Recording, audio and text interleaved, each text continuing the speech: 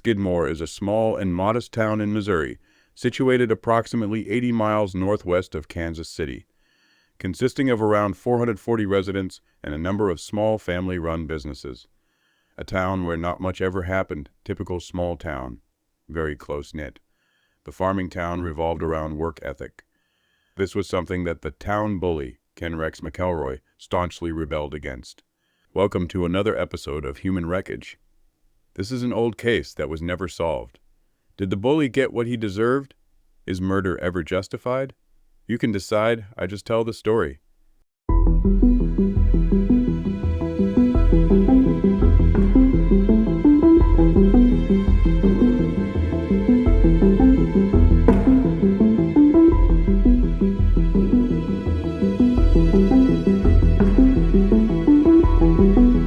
McElroy was never a popular man.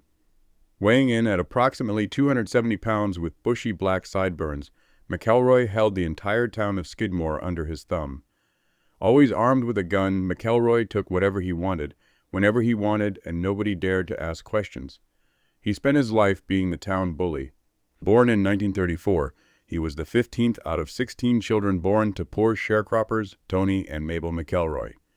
Illiterate due to quitting school after just the 5th grade, trouble seemed to follow McElroy wherever he went. When McElroy was a young boy, he fell from a hay wagon on his family farm, and as a result, a steel plate was implanted into his head. Many question if this was the catalyst that caused him to become the abominable character that he eventually morphed into. His criminal career started off with petty crimes such as stealing livestock, but this soon escalated, predominantly in violence. Over the years, McElroy, who was a raging alcoholic and notorious womanizer, was married multiple times. He fathered a total of 15 children with a horde of different women, many of them being just teenagers. Not one to care about the law or quite clearly morals, he met his youngest and last wife, Trina, in 1971 when she was just 12 years old.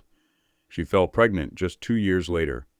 Unsurprisingly, McElroy mistreated Trina, who eventually attempted to escape his evil clutches by fleeing to her parents' house with their newborn son.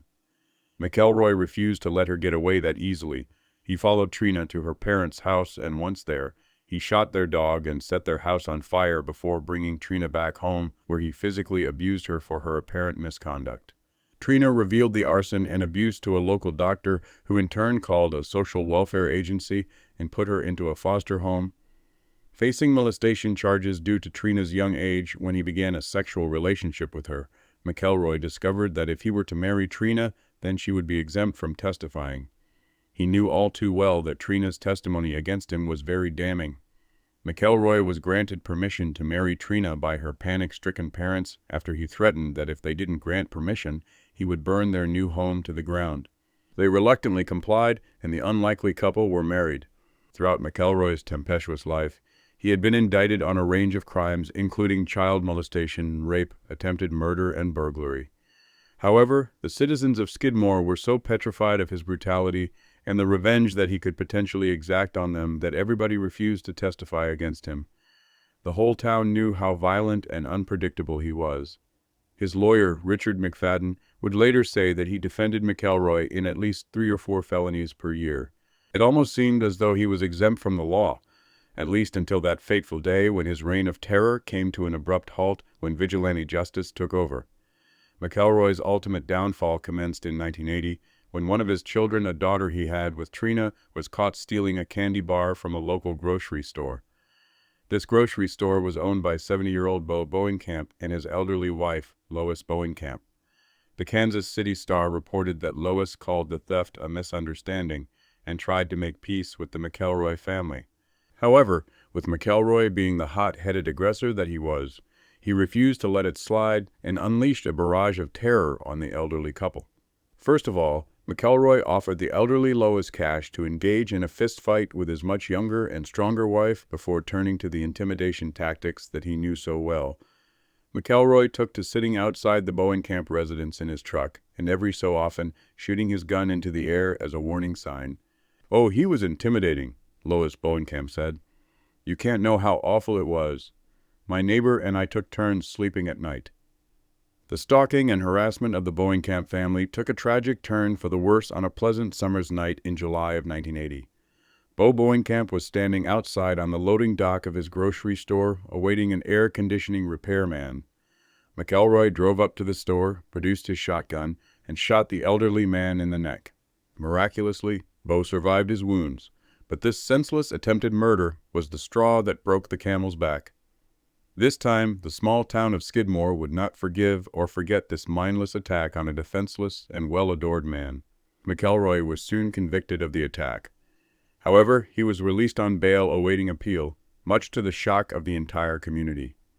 Within hours, McElroy was ready to exact his revenge on Bo Bowenkamp and the witnesses that testified against him. The town rallied together and wrote a number of letters to the Missouri authorities, the governor, attorney general, and state legislators, expressing that they were living in fear of McElroy and wanted to finally see some justice. But alas, their pleas were ignored. An exasperated McElroy was soon seen in D&G Tavern, his local haunt, brandishing an M1 rifle with a bayonet attached to the muzzle. This, of course, violated the terms of his bail. Richard McFadden, McElroy's lawyer, somehow managed to postpone his appeal hearing not once but twice, much to the townsfolk's dismay. On the prickly hot afternoon of 10 July 1981, the town gathered at Legion Hall to contemplate what to do about McElroy after the second postponement. The whole town was at the end of their tether with a barrage of intimidation and harassment that had been inflicted on them. They were also extremely wary as to what McElroy could be planning against them as revenge. Simultaneously, McElroy and Trina were sitting at the D&G Tavern having a couple of beers and getting rowdy, completely oblivious to the uprising of the town. It's not exactly known what was being discussed in Legion Hall. Some think they were discussing how to keep witnesses safe, while others think they were planning the demise of McElroy. Whatever took place inside that hall, when the meeting ended, the townsfolk made their way to the D&G Tavern, where they encountered McElroy and Trina climbing into his Chevy Silverado. McElroy was armed with his beloved rifle and a six-pack of beer. Moments later, shots rang out and the town intimidator sat dead in his car, his bloody body riddled with bullets, with his wife screaming in the front passenger seat. Ironically, he had been killed with the same sort of violence that he had reveled in over the years. At least 40 people witnessed McElroy being shot, and every single one refused to confess who had fired the fateful shots. Nobody saw anything.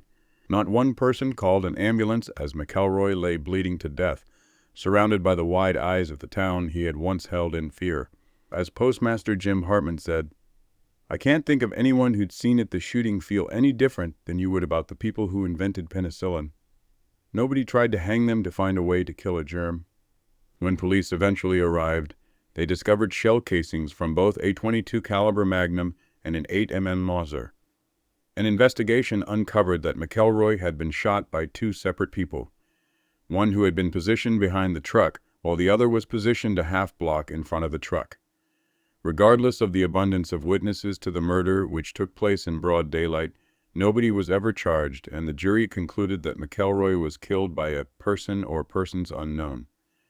Trina claimed she knew who one of the shooters was, but with nobody to corroborate her claims, he couldn't be indicted.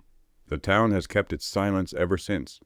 They feel as though they owe nothing to a man who vandalized and terrorized them for decades. It is a true tale of comeuppance that could have easily been avoided if the law and court had cracked down on McElroy when necessary. I know why they didn't talk. They were all glad he was dead. That town got away with murder, his attorney would later say. Interesting case. Thank you for joining me on this episode. See you next time.